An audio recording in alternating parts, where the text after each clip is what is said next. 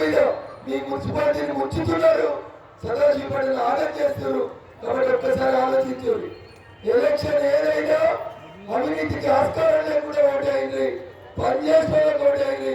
మా వాళ్ళు పైసలు ఇవ్వకపోవచ్చు, కానీ నిజాయితీగా సదాశివపడ మున్సిపాలిటీ కోసం పనిచేసే మాత్రమే ఇక్కడ ఎన్నికలలో పోటీ చేస్తారు. మా దగ్గర పైసలు లేకపోవచ్చు, మీరు బిర్యానీలో ఇవ్వలేకపోవచ్చు. నేను అడుగుతున్నా మిమ్మల్ని, మీకు 2 చేతులు జోడించి విజ్ఞప్తి చేస్తా ఉన్నా. నా ఎన్నికలప్పుడు 1 రూపాయి ఇవ్వకుండా మీరే ఉంటా పైసలు ఖర్చు పెట్టుకొని భారతీయ జనతా పార్టీని గెలిపించారు. ఇవాళ మీ ఇంటి ముంగట రోడ్డు, మీ ఇంటి ముంగట మోరీ, మీ ఇంటి ముంగట ఉన్నటువంటి నల్లా కనెక్షన్లు బాగుండాలంటే మీరు 1000-2000 తీసుకొని ఓటేస్తారా? పని చేసిన ఓటేస్తారా? దయచేసి ఆలోచించు.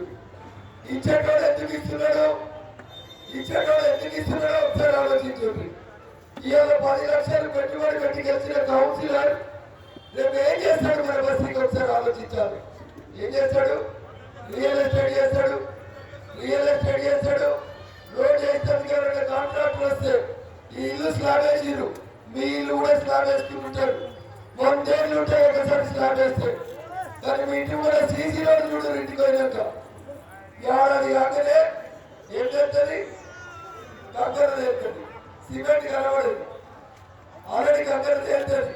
ఎందుకంటే సిమెంట్ ఏడిపోతుంది అంటే ఏడిపోతుంది, కాంట్రాక్టర్ ఇంటికి పోతుంది, కమిషన్ ఏడిపోతుంది, కౌన్సిలర్ ఇంటికి పోతుంది.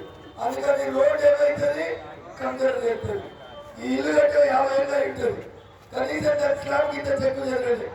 కానీ సదాశివపేటలో 5 ఏళ్ల కింద వేసిన ఒక్క సీసీ రోడ్డు సిమెంట్ లేక కంకర పడుతున్నటువంటి రోడ్డు లేకుండా ఉంటే